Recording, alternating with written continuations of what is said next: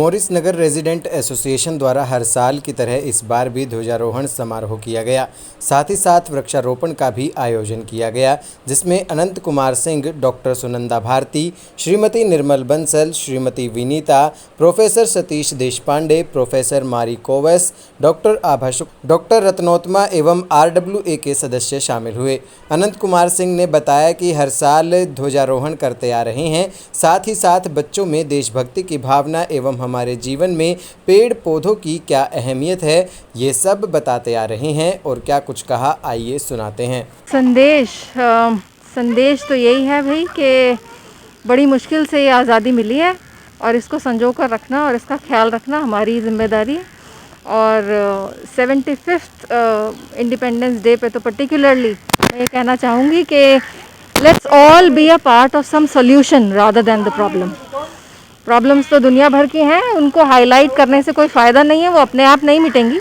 उनको हमने ही कुछ आगे बढ़कर उनके ऊपर काम करना है और तभी वो कुछ हो सकता है उनका। युवा को तो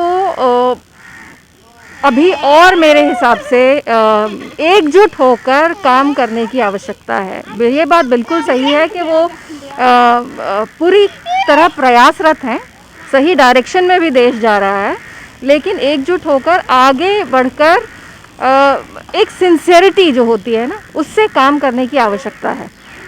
उसकी थोड़ी सी अभी कमी लग रही है और उम्मीद है कि ये कमी पूरी करेंगे हम लोग। 75वीं वर्षगांठ के उपलक्ष्य में मैं ये कहना चाहती हूँ कि अभी हमारे यूथ को बहुत मेहनत करने की ज़रूरत है, क्योंकि जो आज़ादी हमें दिलवाने वाले थे वो तो बहुत सारे जो हैं उनके नाम से भी हम लोग अनभिज्ञ हैं। जो बस हाईलाइटेड हुए हैं वो हाईलाइटेड हुए हैं और उनकी मेहनत बेकार ना जाए, इसलिए हम सबको एकजुट होकर अभी और बहुत कुछ करना है। आज़ादी नो डाउट हम लोगों को मिली है, लेकिन हमें अभिव्यक्ति की आज़ादी है, हमें रहने सहने की आज़ादी है, बट आज़ादी का मायना सिर्फ यही नहीं है। आज़ादी का मायना है कि विकास जहाँ तक पहुँचा उससे बहुत आगे अभी जाने की ज़रूरत है और बहुत सारे मुद्दे ऐसे हैं जिसमें अभी मेहनत की ज़रूरत है। बस इस आज़ादी के उपलक्ष्य में मैं 4 लाइन आपको सुनाना चाहती हूँ।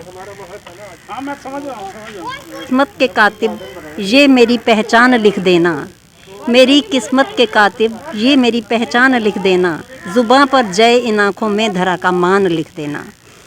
वतन की शान में ओढ़ूं चुनर अपने तिरंगे की, वतन की शान में ओढ़ूं चुनर अपने तिरंगे की, मेरे तन के हर एक हिस्से पे हिंदुस्तान लिख देना। स्वतंत्रता दिवस तो हम लोग हर साल मनाते हैं, जो है ये 75वां स्वतंत्रता दिवस है। इससे पहले भी हर साल हम लोग 26 जनवरी 15 अगस्त करते हैं यहाँ पे, जो है क्योंकि ये राष्ट्र के लिए सबसे बड़ा पर्व है। हम लोग को इस दिन आज़ादी मिली थी, देश आज़ाद हुआ था, इसलिए हम इसको बहुत महत्वपूर्ण महत्व मानते हैं, देते हैं और इसको ज़्यादा से ज़्यादा कोशिश करते हैं कि वो प्लांटेशन करें। हर साल हम लोग प्लांटेशन भी करते हैं, हर साल फ्लैग होस्टिंग भी करते हैं। सारा कुछ जो है तो कॉलोनी में एक पीस एंड हारमोनी सब सद्भाव बना रहता है, इसलिए हम चाहते हैं कि हर साल ये हो। और ये यहाँ पे हमारे सारे आए हुए सर, हमने देखा कि छोटे छोटे बच्चे भी यहाँ पे जागरूक हाँ, हो रहे हैं, प्लांट लगा रहे हैं। जी जी, तो आगे के लिए भी ये उद्देश्य अच्छा रहेगा। हाँ जी जी, क्या जी, कहेंगे बच्चों के लिए, इसके लिए? बच्चों के लिए बहुत अच्छा है ये कि हम लोग तो रहेंगे नहीं रहेंगे, चले जाएंगे, रिटायर होंगे। जो ये बच्चे हैं ये अभी से सीखेंगे, देखेंगे तो आगे देश के लिए ये भी इसी तरह से हमारे राह पे चलेंगे, देश के लिए सोचेंगे, राष्ट्र के लिए सोचेंगे, प्लांटेशन वगैरह करेंगे तो आगे जो हमारा इन्वायरमेंट वगैरह है वो सब अच्छा रहेगा, क्लाइमेट तो अच्छा रहेगा। टोक्यो ओलंपिक में जिस तरीके से आपकी बात बहुत अच्छा परफॉर्मेंस की है, जी जी, उसके लिए क्या कहेंगे? नहीं ये देश के लिए बहुत गर्व की बात है कि जिन लोगों ने किया है और आगे और ज़्यादा युवा वर्ग पार्टिसिपेट करे और ज़्यादा मेडल लावे, देश के लिए बहुत अच्छी, बहुत ही गर्व की बात है ये। मैं उनको बहुत दिल से सराहना करता हूँ। एक आखिरी संदेश देश की जनता के लिए? देश की जनता को ये कि सब मिलजुल के प्यार से रहें, जातिवाद धर्मवाद इस सबसे अलग होकर देश के विकास के लिए काम करें, यही मेरा सबसे आखिरी संदेश है। मैं संदेश यही दूंगी कि खाली ध्वजारोहण करने से कुछ नहीं होता है। इसके पीछे जो उद्देश्य है हमें खुद भी उसको फॉलो करना चाहिए और अपने बच्चों को भी समझाना चाहिए कि इसका क्या मतलब है। खाली रस्सी खींच देना और झंडा लहराना कोई मतलब नहीं है।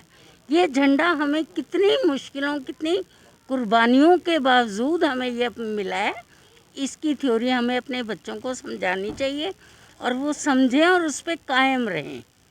आज हमारा देश बहुत दुविधा में है।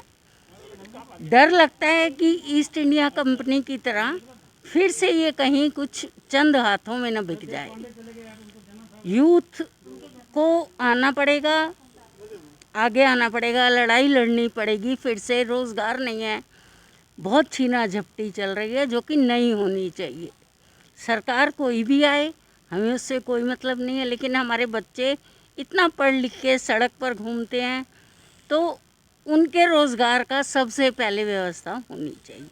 ये मैं कोई भी सरकार आए, इमैटेरियल ऑफ नेम, चाहे वो सरकार बीजेपी हो, कांग्रेस हो, कोई भी हो, अपने बच्चों का, यूथ का ध्यान देंगे तो यूथ भी अपने देश के लिए कुछ कर पाएगा। अभी उनका ध्यान देश के लिए नहीं जाता है, पहले तो पेट भरेगा ना बच्चों का। बच्चों की ज़रूरतें हैं, नई नौकरी मिलेगी तो वो छीना झपटी करेंगे। मेरा एक यही संदेश अपने यूथ के लिए है और सरकार के लिए है कि सरकार बच्चों को पढ़ने के बाद उनके रोज़गार की तरफ सबसे पहले ध्यान दे, ताकि हमारे बच्चे बाहर देशों में ना जाएं, हमारी प्रोडक्ट हमारे पास रहे। तो सर ग्रीनरी का सारा ध्यान आप ही रखते हैं। मतलब एक बहुत भागीदारी आपकी है ग्रीन। तो बहुत अच्छा लगता है। एक पेड़ के ऊपर अगर सूखा पत्ता भी है तो मैं उसको निकालने की कोशिश करता हूँ या पेड़ों को सुंदर शेप देने की कोशिश करता हूँ। इस 15 अगस्त पे मैं बस एक संदेश देना चाहता था कि 15 अगस्त सिर्फ 15 अगस्त नहीं है। 15 अगस्त सिर्फ देशभक्ति नहीं है।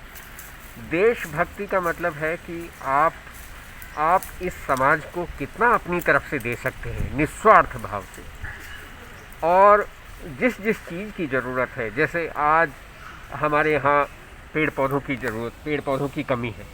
बहुत सारे जंगल पिछले दशकों में कट चुके हैं और उनका दुरुपयोग हुआ है, सड़कें बनी, इंडस्ट्रीज़ बनी, तो बहुत सारे पेड़ों का नाश हुआ है।